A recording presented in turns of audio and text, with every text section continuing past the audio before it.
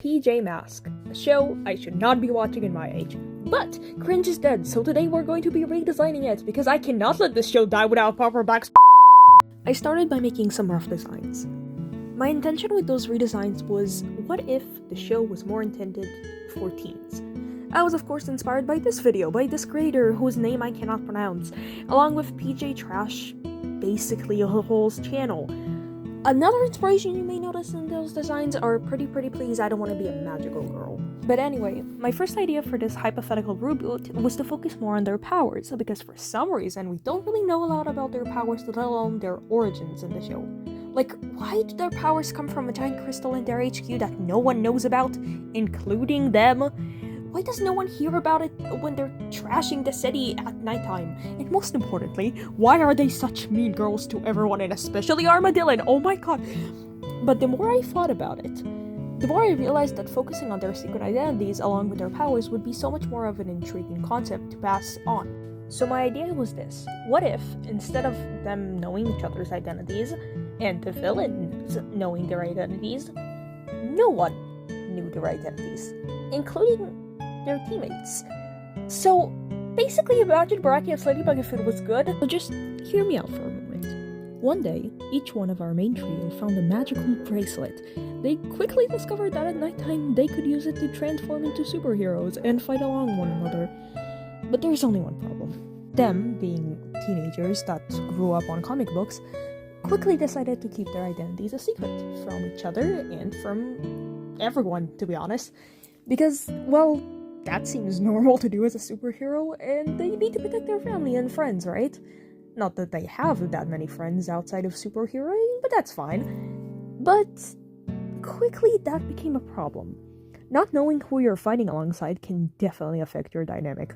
So despite learning how to fight with their new powers, the trio struggles, both with working as a team at nighttime and feeling alone at this double life at daytime. But what's up with the villains in this? Let's start with Luna Girl, or just Luna. She, like the other nighttime villains, heard about this new trio of heroes, and of course, decided to go there and bother them, because why not? How could she not? They were like shiny new toys for her to get her hands on. She was bored, what else was she supposed to do? But what she found was definitely not what she expected. Now, Night Ninja is a different story. He prides himself of being the best at being a ninja, and when he hears about those new superheroes, he can't help himself but to go and check it out. He wants to prove himself to everybody, and when he hears about them, well, that's the best way to prove himself, right? Beat up the strongest? That's how he sees it, at least. He's sort of like Connor in that way, in which they both have kind of a friendly rivalry going on, which the other PJs do not approve of, but can't really do anything to stop them, especially when they continue to meet up outside of the regular patrols at nighttime, a thing that makes the wedge between the PJs grow even stronger.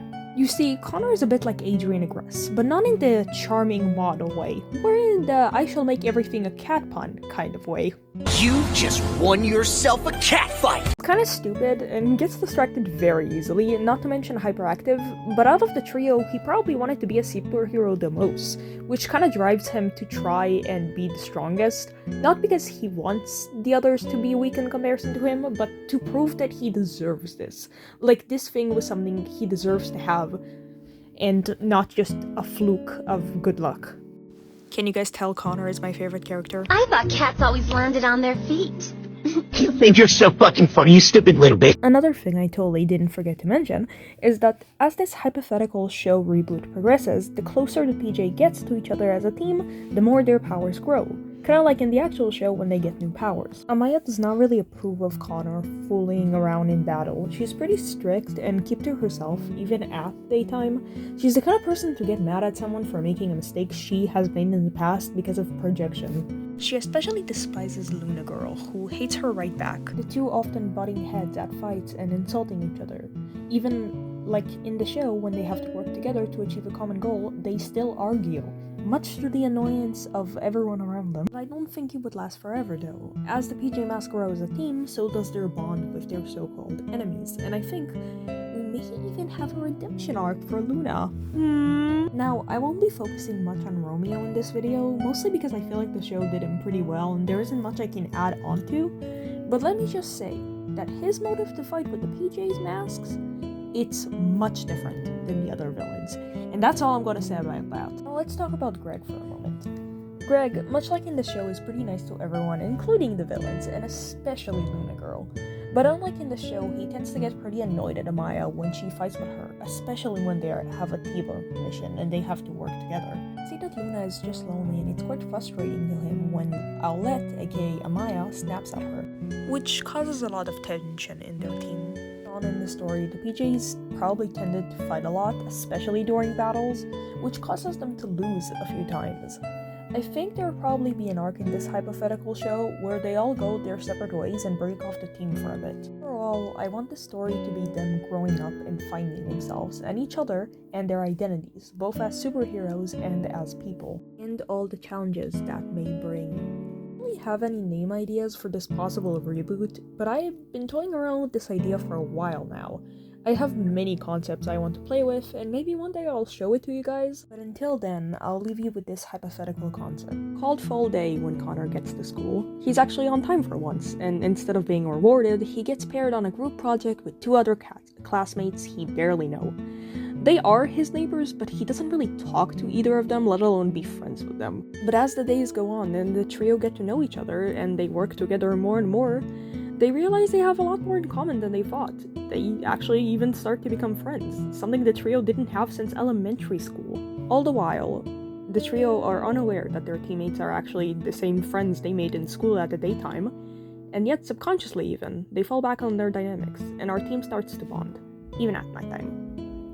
That's all you get for now. I'm sorry if I left anyone hanging, but if you want, I can make a part 2, let me know in the comments. Before I go, I wanted to apologize for such a long hiatus. I didn't expect to be gone for this long, especially 9 months. But I'm back for now. I don't know for how long, mostly because making this video took me so goddamn long. But seriously, this has been months in the making, and I still have more to say. Also, if you guys are new and didn't notice the new sprite design, I did change it. My Sona is different now. It was bound to be changed eventually, mostly because the old sprites were kind of, yeah. But anyway, I hope you enjoyed. If you did, leave a comment. It helps me a ton, and maybe even consider subscribing, and I see you next time. What's wrong with Cat? I'm thinking maybe I just off myself. Let me go to the beginning. I went through death, I went through breakup, I went through moving, I went through pain, I went through fear, I went through neglect, I went through confusion. Everybody's confused. I was very confused. I thought cats always landed on their feet. You think you're so fucking funny, you stupid little bitch.